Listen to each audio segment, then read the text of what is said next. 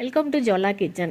இன்றைக்கி தக்காளி சாதம் ஒரு ஆள் சாப்பிட்ற அளவுக்கு எப்படி செய்யணுமோ அதை இதை காமிச்சிருக்கேன். பாருங்கள் எவ்வளோ உதிரி உதிரியாக செமையாக இருக்குது பாருங்கள்.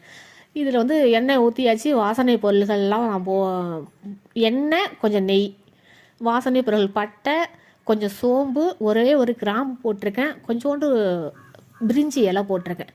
இப்போ ஒரு வெங்காயம், நான் பல்லாரி வெங்காயம் சேர்த்துருக்கேன். இது நல்லா வதங்கட்டும்.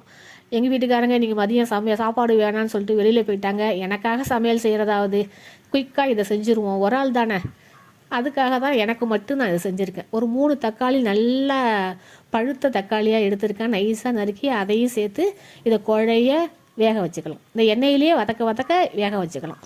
ஒரே ஒரு பச்சை மிளகா சேர்த்துருங்க, அதில் ஒரு ஃப்ளேவர் கிடைக்கும், அதுக்காக தான். நல்லா குழைய இதை மெதுவாக வதக்கிக்கலாம். கொஞ்சம் உப்பு போட்டு வதக்கினா சீக்கிரம் வதங்கிடும் இது. இப்போ வந்து இஞ்சி பூண்டு பேஸ்ட்டு, அதுலேயே கொஞ்சம் மஞ்சத்தூளும் சேர்த்துருக்கேன், அதை வதக்கிக்கலாம். சமையல் இல்லைன்னா அன்றைக்கி எனக்கு கொஞ்சம் ஜாலியாக இருக்கும். ஏன்னா சின்னதாக இது மாதிரி ஒரு சமையலை செஞ்சு சாப்பிட்டுப்பேன். ஆனால் டேஸ்ட்டாக செஞ்சு சாப்பிடுவேன். ஏனோ தானெல்லாம் ஒரு ஆள் தானேங்கிறதுக்காகலாம் செய்ய மாட்டேன். எதை செஞ்சாலும் டேஸ்ட்டாக செய்வேன். இப்போ புதினா மல்லி கொஞ்சம் சேர்த்துருக்கோம், தேவையான அளவு உப்பு சேர்த்துருக்கோம். இது நல்லா சுருளாக வதங்கட்டும். நல்லா எண்ணெய் மிதந்து வந்துடும். நான் வந்து தனி மிளகாத்தூள் தான் ஒரே ஒரு ஸ்பூன் சேர்த்துருக்கேன்.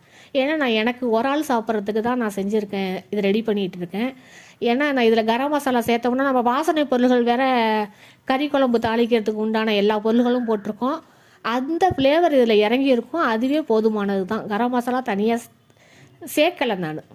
இப்போ நான் 1 டம்ளர் ரைஸ் வடித்து உதிரியாக வடித்து வச்சுருக்கேன், அதை இதில் போட்டு கிளறிக்கலாம். சில பேர் வந்து இது குக்கர்லேயே வதக்கி அதுலேயே ரைஸை வேக வைப்பாங்க. எனக்கு என்னமோ அது பிடிக்காது. நான் வந்து இப்படி தான் செய்வேன். நான் அதிக குவான்டிட்டியில் செஞ்சாலும் சரி, குறைச்சலாக செஞ்சாலும் சரி, இப்படி தான் செய்வேன். சூப்பராக இருக்கும் இது. நல்லா கிளறிக்கிட்டு கொஞ்சோண்டு நெய் விட்டுக்கலாம். நெய் விட்டுட்டால் கொஞ்சமாக நான் நெய் விட்டுப்பேன். நான் ரொம்ப நெய் சேர்த்துக்க மாட்டேன், அதனால் நெய் வந்து கொஞ்சமாக விட்டுக்கலாம். நெய் விட்டு நல்லா கிளறி ஒரு பாத்திரத்தில் வச்சு டிஸ்பிளே பண்ணிக்கலாம்.